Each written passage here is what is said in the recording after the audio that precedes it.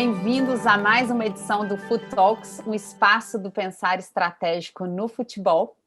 Todas as semanas, aqui nos canais da Universidade do Futebol, nós recebemos uma personalidade que contribui para a transformação do futebol brasileiro.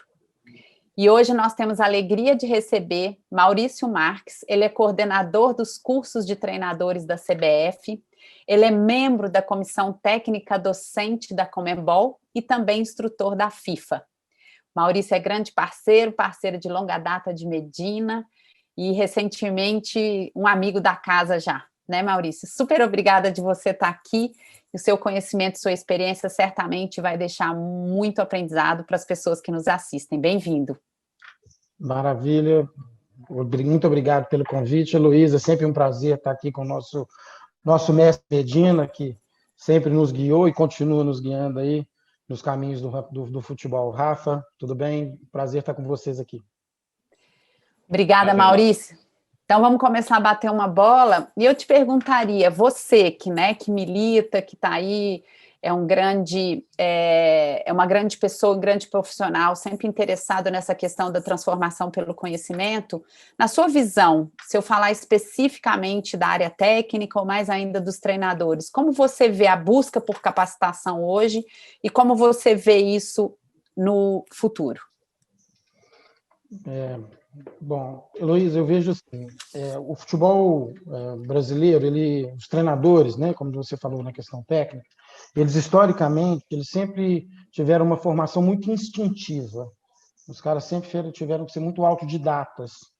E um resultado disso é que pouco se dedicou a um ensino estruturado, a uma formação estruturada, a um registro de conhecimento, inclusive do ponto de vista de publicações, né, do futebol brasileiro. E eu vejo que, obviamente, existem algumas iniciativas, algumas mais recentes, como a da própria CBF, que tem só 10 anos, e outras, né, como a da própria Universidade do Futebol, que já tem mais tempo. A gente tinha, né, a Escola de Educação Física do Exército, lá na URCA, que chegou a oferecer alguns cursos, sindicatos, mas com ações que muitas vezes não eram tão perenes. Hoje eu percebo que no meio do futebol, talvez por uma série de razões, já está inculcado, né, nos treinadores atuais, que não é mais possível fazer futebol só com a questão instintiva. O instinto, para alguns, às vezes, ele pode ser até mais importante, mas ele tem que vir embasado por um conhecimento científico, ele tem que vir embasado pela reflexão, ele tem que vir embasado pela que a gente está chamando aí de comunidades de prática. Então, eu vejo hoje com muito otimismo.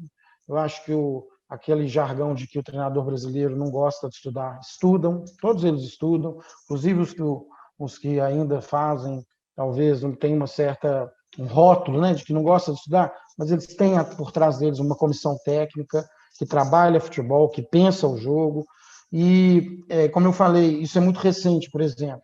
A gente tem a nossa licença Pro. A primeira turma nossa que formou em licença Pro, 25 treinadores, inclusive o professor Medina foi professor deles, deu aula nessa turma, se formou em 2016. Ou seja, a primeira turma de graduação, entre aspas, né, que a gente vai chamar, se formou em 2016. Então é muito recente, né? E os cursos em outros lugares do mundo têm aí 20, 30, 40 anos. Então eu vejo isso não como uma fraqueza, mas como uma oportunidade, né? E aí que eu vejo um futuro também igualmente promissor. Porque se a gente talvez não tão organizado, não tão estruturado do ponto de vista e registrado esse conhecimento, agora que a gente está conseguindo fazer isso, mesmo que tenhamos ainda alguns obstáculos, tenhamos alguns desafios, e a gente conseguiu um certo, vamos dizer, sucesso dentro dos campos, eu acho que isso vai trazer muita coisa boa. E quando eu falo isso, não é só no alto nível, é nas escolas de futebol, é nos projetos comunitários, é o futebol em todos os níveis, desde as crianças lá no chão de fábrica, nas crianças que vão, no jovem talento que vai seguir vamos dizer, a carreira aí de atleta profissional, mas também o futebol enquanto instrumento educacional. Eu acho que tudo isso vai crescer junto, e isso vai ser muito bom, sempre, né, a gente é suspeito para falar, sempre com a veia educativa, a veia educacional, isso vai contribuir muito para o futebol brasileiro e também para a sociedade brasileira conseguir se transformar e ter um pouco mais de, vamos dizer, justiça social para a gente ter um país melhor.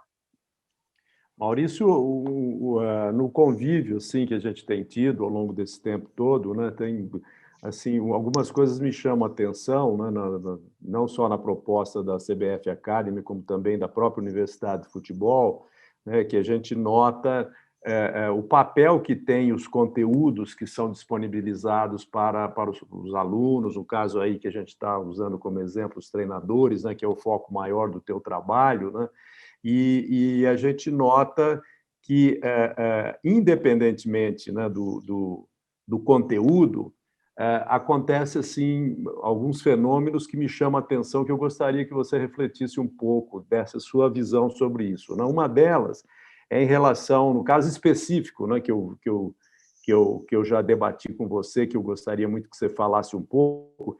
Quando você traz, por exemplo, para a grade curricular de formação do treinador, você traz treinador estrangeiro, tem uma certa reserva, né? E isso, né, você né, faz isso estrategicamente, né? Porque por mais que você tenha que ouvir depois críticas aqui e ali, né? Porque não, isso não tem nada a ver com o Brasil, isso é aquilo, tal. Mas ele tem um papel estratégico que eu sei que eu gostaria que você falasse um pouco sobre isso, né? E a outra é assim o fato de reunir os treinadores periodicamente num local, num espaço físico que infelizmente agora você está sentindo, né, muito a falta disso, né? Mas eu percebo, eu que convivo há décadas nesse meio, com os treinadores, né, eu percebi assim, uma coisa que esses encontros têm quebrado, né, que é quase que um trabalho invisível intersubjetivo, que eu chamo, né, que é quase terapêutico, né, aquelas fofocaiada, me desculpe a expressão que existia no meio dos treinadores, um fala isso, outro fala aquilo, né, confidenciava coisas. Na medida que você bota todo mundo junto para em torno de um aprendizado, e a conversa entre eles quebra muito, né, e cria um ambiente mais saudável entre os treinadores. Queria que você falasse um pouco sobre isso, que é um assunto que a gente nunca discutiu. Não, legal. Ótimo, são dois temas muito interessantes. Pronto, primeiro em relação aos instrutores internacionais que a gente já traz, o primeiro que a gente trouxe foi o Zé Guilherme e o Júlio Garganta, né, em 2010. Ou seja, foi antes vamos dizer, da vinda de treinadores estrangeiros para cá e antes do famigerado aí, vamos dizer, 7-1 do Brasil em 2014, né? Então a gente já trazia, né, portugueses, alemães, franceses, espanhóis, as principais escolas de referência, Holanda, Inglaterra, as principais escolas de referência, a gente conseguiu trazer todos, pelo menos um representante de cada uma dessas escolas. E a gente percebe assim, Medina, que no primeiro momento ele chega, pô, mas o que você tinha que chamar esse cara? Mas na hora e a gente, obviamente, escolhe pessoas, né, instrutores que estão abertos e que muitas vezes o cara chega aqui, ele se declara para o futebol brasileiro. Fala, olha, estou muito orgulhoso, para mim é uma honra, eu adoro o futebol brasileiro, e aí isso ganha os nossos treinadores. Então, talvez pela vaidade um pouquinho, não, que legal, esse cara está falando que a gente e isso quebra um pouco. E depois, com as discussões que são feitas, os conteúdos que são apresentados, e a forma mais interativa que a gente propõe, não de que ele vem dar uma aula e vai embora, não, ele vem dar uma aula e a gente discute, a gente debate. Isso humaniza e isso põe todo mundo mais ou menos no mesmo patamar. E os caras começaram a perceber isso. E ainda hoje, mesmo que muitas vezes a imprensa, de certa forma, manipule isso, mas hoje os treinadores brasileiros eles estão mais receptivos, né? Então, por exemplo, quando a gente tem um treinador de fora, a gente acha isso muito legal. Para mim, na minha opinião, virem treinadores estrangeiros para o Brasil é sinal que o produto, entre aspas, futebol brasileiro está globalizando. Isso é muito bom. Então, independente, a competência desse treinador, ela não vem da nacionalidade, do passaporte do cara, ela vem da competência dele de trabalhar, de conseguir fazer o time dele jogar. E aí isso advém também da outra pergunta que você fez, que é isso que a gente está chamando de aprendizagem interativa, ou se essa formação ou capacitação informal, né? E a gente brinca muito disso, né?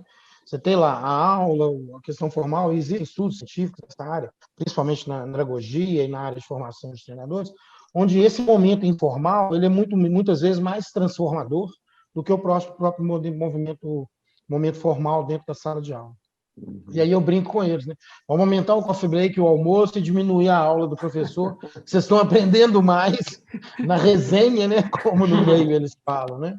E, obviamente, a gente propõe dinâmicas, né? Então, a gente simula, e acredito que você já tenha visto, simula, põe lá 3, 4 treinadores. Teve um momento que a gente tinha Dunga, Tite e Mano no mesmo grupo, ou seja, 3 treinadores de seleção brasileira, conversando para solucionar um problema que a gente colocou de um jogo de Série B, onde um time estava perdendo de 2-0, fazia 15 minutos, quais substituições, quais o plantel, e eles discutindo ali de forma construtiva. Isso é muito legal. Isso é muito legal. E acabou, como você falou, criou um fórum entre eles. Hoje, a gente tem no WhatsApp, tem grupos de licença pro, com mais de 80 treinadores de licença pro, e o tempo todo eles estão falando de futebol. Né? Nós temos grupos de instrutores o tempo todo falando de futebol. Até no outro dia eu estava conversando com a Isabel Mesquita, né? Acho que você a conheceu, da Universidade do Porto.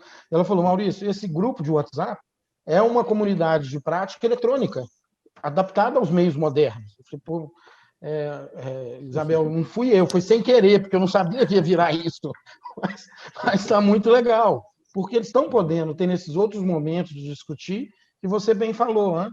Não posso falar, que isso, se eu falar demais ele vai saber do meu jeito de jogar, e eles sabem que isso aí né? Não existe isso mais, né? Não, e até como pessoa, né, Maurício? Até como pessoa, assim, a gente sentia que não conhecia só de a distância, oi, cumprimenta no jogo, mas aquele convívio informal, como você disse, permite essa quebrar barreiras humanas mesmo, né? Fica uma relação mais saudável entre eles, né? Perfeito, acho que as duas coisas, né? A questão do conhecimento, a questão das relações entre as pessoas, as habilidades interpessoais desses caras, elas ficam mais afloradas, né? E isso é muito legal. E aí eu vou me permitir fazer uma inconfidência que é o caso do Renato. Acho que a gente já conversou sobre isso. No primeiro momento que o Renato foi lá, ele, pô, não quero, vou para a praia, chama o baixinho lá, o Maurício, para conversar com o Renato, para conversar com ele. Eu falei que esse cara vai pisar na minha cabeça, né? Eu falei, olha, Renato, calma, você vai ter que voltar para Pepe, beleza, foi. Cara, o Renato já está indo para o quarto módulo, que ele vai terminar a prova. Ele fez a aula, vai fazer a prova agora. Ele deu aula. Adorando. Está adorando, e está dando aula para a gente. Falei, Renato, vai lá e fala para a gente. Pô, ele vai lá na frente e dá aula. Ou seja, e curte, gosta, e brinca, e compartilha as experiências dele. Então, isso é muito legal. Isso é muito legal. E os outros jovens treinadores que estão ali do lado ficam encantados, né? Então, essa resistência, que havia, isso está sendo quebrado, na minha opinião. E vejo isso, às vezes, aqui, pelo fato da gente ser mais, como você falou, mais humanizado, isso vem criando um grupo mais forte do que em outros lugares do mundo. Porque lá fora eles têm os congressos, encontros da UEFA, etc. Mas não há essa franqueza, não há como você falou, eu acho que é genial. Vai além da questão de falar de técnica e tática. A gente fala da gente, eles falam deles próprios, das pessoas que estão ali. Isso é muito legal. Legal. Só a hora que ele completar, o Renato Gaúcho completar o ciclo aí de aprendizagens das licenças, né? Aí você convence ele a dar um depoimento para contrapor o que ele disse há alguns anos, né? Que futebol não se estuda, né? No futebol não precisa estudar, né? Aí vai ser o coroamento desse trabalho pedagógico aí, né? Mas muito legal, bacana para você, né, compartilhar essa experiência, que é uma experiência viva mesmo, né, de que as pessoas elas mudam se a gente sensibilizá-los à necessidade. Né, às vezes não tem a percepção de algumas coisas, que é o nosso papel estimular, né, Maurício? Acho que tem acontecido muita coisa legal. De novo, a gente ainda tem algumas resistências que a gente vai vencendo aos poucos. A brincadeira que a gente faz é que logo a gente vai poder fazer um curso para presidentes de clubes, né, que aí a transformação vai ser mais rápida. Exatamente. E tem também, né, Maurício, essa essas carências mesmo, né? Tem pessoas que, embora treinadores, tal, têm dificuldade em escrever, em se expressar, né? A gente tem que ter essa percepção também. Isso assusta, né? Vai estudar e eu vou me mostrar as minhas fragilidades, né? Acho que tem um pouco isso também. Não sei se você concorda. Não, eu acho que assim, é também um pouco de reflexo, Medina, de que estudar é pegar um livro, né? Pois é. Existe isso. E esses caras, muitas vezes, não tiveram oportunidade. O estudo era o inimigo do treino, né? Muitas vezes o pai não deixava ele estudar. Então, eu acho que assim, o futebol ele é um reflexo da sociedade brasileira. Então, na hora que a gente fala que não precisa estudar, na hora que eles estão ali, em grupo, discutindo futebol, aquele estudo, o que está ali na cabeça deles, vale muito mais do que está em qualquer livro. Então, às vezes, a gente ressignificar para eles, para que não, isso aí, então eu quero fazer, eu gosto disso. A gente recebe muito ex-atleta. E muitas vezes chega lá uma palavra, né, ainda mais agora que a gente enriqueceu muito o vocabulário, né, do ponto de vista tático, alguns conceitos que chegaram, e a gente fala determinado nome, compactação, temporização. Aí o ex-atleta olha, o que é isso? Aí na hora que você faz no campo, ele fala, não, mas eu sabia que é isso, eu sei o que é isso. Isso aí é só cerca, não dá o bote, não. Não, é a mesma coisa, só que deram um nome diferente, né? Então isso é muito legal. Isso é muito legal. Maurício, você cita um ponto assim, muito importante nessa dicotomia que existe entre jogar bola e estudar, né? Parece que são coisas antagônicas. Quantas vezes eu já tive que discutir com o pai de atleta, né? Que o menino tinha que estudar e o pai argumentar, não, meu filho quer ser jogador de futebol, não é estudar. Parece que você se dedicar ao estudo, você está se distanciando da jornada de ser um jogador de futebol, né? Felizmente isso está mudando, né? Mas eu já presenciei, você também já deve ter presenciado muitos casos assim, né? É impressionante. Vários. Tem duas situações aí interessantes, que a gente tem recebido ex-atletas, né, para entrar no clube, e ele não tem ensino médio. E a gente então faz um trabalho de tutoria com o ex-atleta, às vezes tem que envolver a família, para que ele consiga tirar o ensino médio. E com os pais, e nos cursos de coordenação técnica, os cursos que a gente tem dado nessa orientação, e às vezes até com os próprios diretores de base, que é bom, que educação ou estudo é um bom investimento. Então, se eu pego um atleta que chega no sub-20, que ele tem ensino médio, iniciou talvez um curso de educação física, ele vale 100 mil euros a mais. Aí eu paro. Não sabia. Então tá, então vamos fazer. Põe lá, gente, põe o menino para estudar. Então, às vezes o argumento, a gente precisa ter essa estratégia aí de argumento para convencer o pai e o diretor a deixar o atleta estudar, né? Maurício, você faz parte lá de uma comissão da Conmebol, né? Que cuida dessa parte de capacitação, e eu sei que a Conmebol ela tem uma espécie de memorando de entendimento, um convênio com a UEFA, que dentre os tópicos está essa parte de capacitação entre as entidades. Na prática, isso está existindo, e eu queria que você comentasse um pouco isso, isso deve ser um pouco mais eficaz, eficiente daqui para frente. Queria entender como que é essa colaboração entre as entidades aí. Perfeito, Rafa. Na realidade, a Conmebol e a UEFA, elas têm o que eles chamam de convenção, cada uma tem a sua, né? Convenção das licenças de treinadores, que é o documento que regula o trânsito, a capacitação, os cursos, quais as licenças que tem que ter, a carga horária, conteúdo e etc. E a da UEFA, ela é de 98, a nossa é de 2015. E a conversa começou por pressão até da própria CBF e da própria Conmebol, quando a UEFA começou a negar a possibilidade de treinadores sul-americanos poderem trabalhar na Europa, não só brasileiros, mas de vários outros países. E o resultado disso foi a assinatura de um MOU, né, um Memorandum of Understanding, entre a UEFA e a Conmebol, que envolve formação de treinadores, arbitragem, torneios, futebol feminino, uma série de ações. Mais especificamente na formação de treinadores, a gente está fazendo um intercâmbio de instrutores. A gente fez a primeira reunião em fevereiro, eles vieram aqui, a gente ia para lá em abril de 2020, com a pandemia a coisa interrompeu um pouco, mas fizemos já algumas reuniões online que vão resultar nisso. Intercâmbio de instrutores sul-americanos indo para a Europa, instrutores europeus vindo para cá, a possibilidade de fazer uma licença pró conjunta com treinadores sul-americanos e europeus. Uma parte dessa licença seria aqui, outra parte seria lá. E essa possibilidade de que o reconhecimento seja imediato. Porque hoje, um treinador sul-americano, para trabalhar na Europa, ele tem que ter a licença Pro e 5 anos de experiência com Série A, vamos dizer, a primeira divisão de cada um dos países. No nosso caso aqui, seria Série A. Isso vale para todos, brasileiros, argentinos, uruguaios.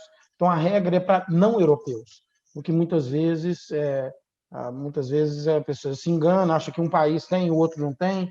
Não há essa distinção. A regra da UEFA é para não europeus, independente do país que ele vem. E a Conmebol, recentemente, deve ter aí um mês, talvez, um pouco menos, publicou a mesma circular. Olha, então, já que de lá para cá é assim, daqui para lá é assim, de lá para cá também vai ser. Na hora que a Conmebol publicou, a UEFA, opa, vamos retomar os encontros. Vamos retomar os encontros. Então, a gente já está marcado para a semana que vem um novo encontro com a UEFA, onde a gente quer, olha, vai ser 5 anos? Tudo bom, vai ser 5 anos. Ou vamos baixar para 3, ou vamos baixar para 1, ou vamos fazer imediato. Né? Então, de novo, não acho que tem que ser... Eu acho que tem que se garantir qualidade na formação, é o argumento que a gente tem usando, mas não pode também fazer reserva de mercado. Né? Então, eu já falei, eu sou super a favor da vinda de treinadores estrangeiros para cá, eu acho que é um aprendizado para todos nós, mas que os nossos também tenham a chance de poder ir para fora e não deixar de ir porque não tem determinado diploma. Aí eu já acho que pode vir a ser, sim, reserva de mercado. E as conversas têm ido bem legal, eles têm lá, eles chamam, é uma comissão, né? Igual tem a nossa comissão técnica docente, nós somos 6, eles têm o Gira Panel, né? Que é uma homenagem a um treinador tcheco, que é um grupo de experts deles, então a gente já vem se reunindo com esse grupo já há algum tempo e logo a gente vai ter novidades boas aí.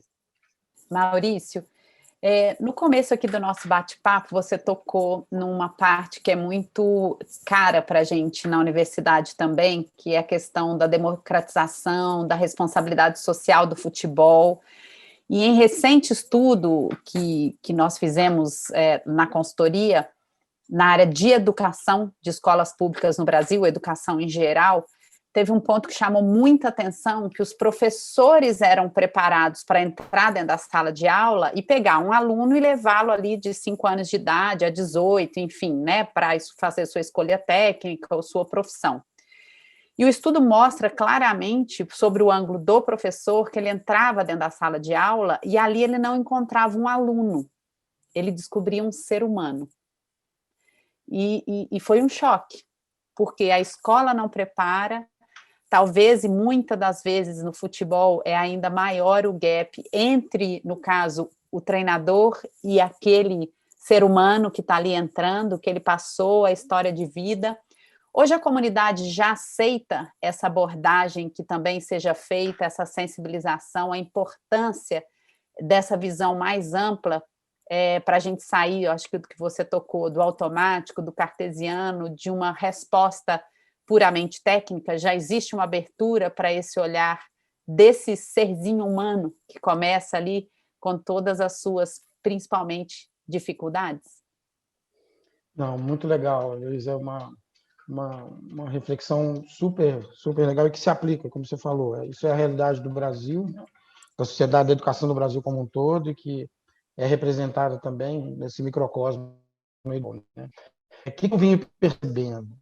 Os treinadores, quando eles entram nas licenças iniciais, a licença C, ele entra assim, eu quero achar o treino ideal, o treino perfeito, aquele exercício tático que vai fazer o meu time jogar.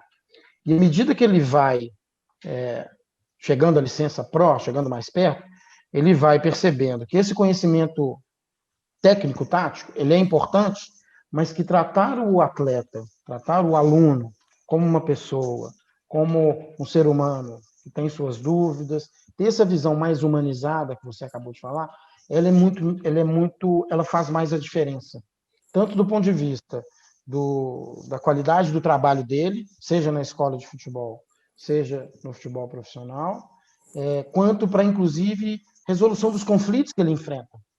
Então, hoje, o treinador licença Pro, ele tem que lidar com as pessoas. Então, ele quer saber de gestão de pessoas, gestão de crises e conflitos, escuta ativa, promoção de reflexão.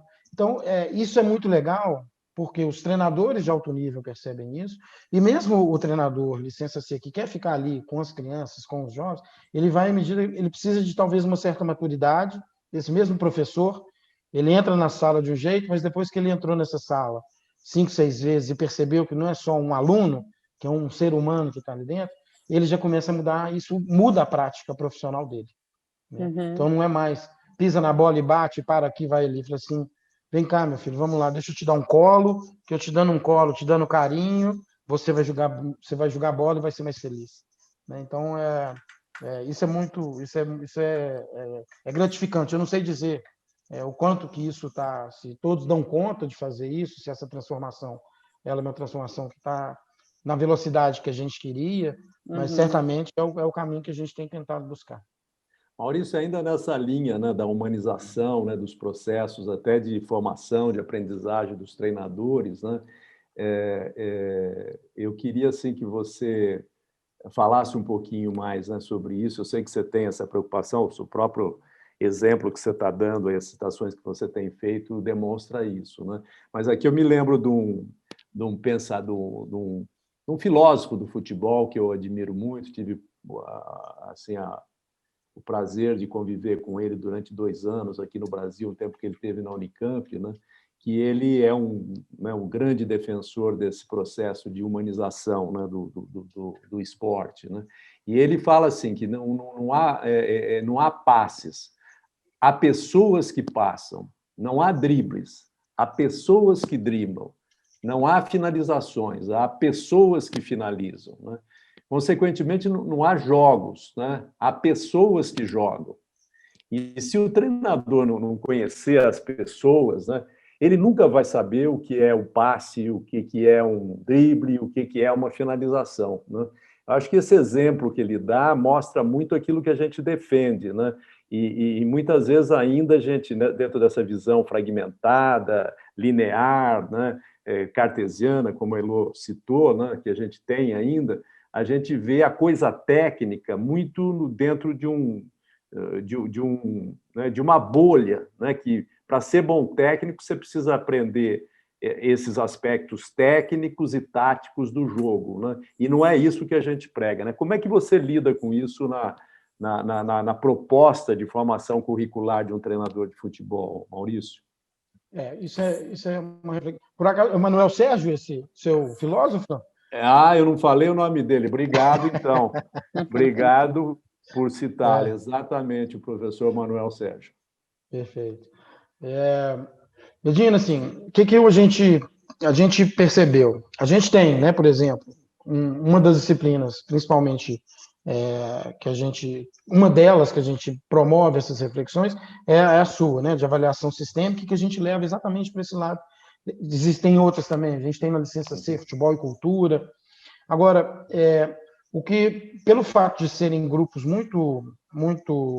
tem haver uma diversidade grande dos alunos que a gente recebe, a gente tenta fazer uma mescla entre o que esse conhecimento estruturado, né, da sociologia, da filosofia, da antropologia, o que isso consegue nos trazer de mensagens que possam ser transformadoras, mas, ao mesmo tempo, que não causem um certo distanciamento dos caras. Se eu falar para um ex-atleta ou para um jovem professor de educação física, vai ter aula de antropologia e de sociologia na licença C, opa, o que é isso que eu estou fazendo aqui? Futebol não vai ter, não, né?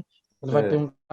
Então, a gente tenta pegar esses conceitos, né, e transformar isso num currículo oculto, que você também usa esse termo, né? Então, essa sensibilização, essa valorização do humano, do treinador conseguir perceber que vai valer mais, mais do que 2, 3 horas de treino tático, é ele fazer o atleta confiar nele, é fazer o atleta acreditar nas ideias dele.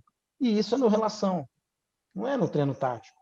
Na hora que o atleta olha no olho do treinador, ou o treinador olha no olho do atleta e consegue enxergar lá dentro e vice-versa, aí a coisa anda dentro do campo, né?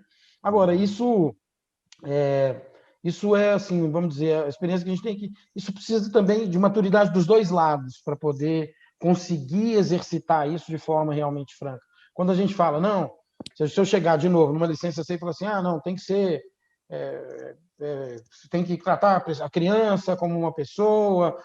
Ele, tá, obrigado, professor, tchau, deixa eu pegar meu treino aqui. A forma de passar a mensagem, ela é também do formador de formadores, né? Faz Então, diferença.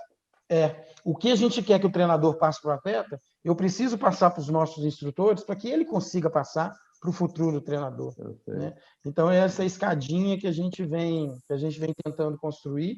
Não é fácil, como eu falei, a gente sabe que alguns conseguem, outros não, varia muito, mas é um dos desafios, acho que da educação em geral, né? A gente conseguir internalizar essas reflexões que a gente tenta propor para os treinadores. Olhando, não, vai dando uma tristeza, a gente olha assim, olha o pessoal... Já deu tempo, né? O tempo, Maurício, mas a gente continua super conectados, é sempre um prazer te ouvir, aprender com você, fazer parceria. Então, super obrigado pelo seu tempo, mas mais do que tempo, pela generosidade de compartilhar com todo mundo que nos escuta, né? Michel fala muito nessa missão de transformar o futebol, profissionalizar o futebol e olhar essa indústria, né, do ponto de vista econômico, cultural e social, como uma manifestação maravilhosa do nosso país. Parabéns, obrigada, e fica aqui com a gente. Obrigada mesmo, obrigada Medina, Rafa e toda a nossa equipe, e principalmente a quem nos assiste. Fica conosco.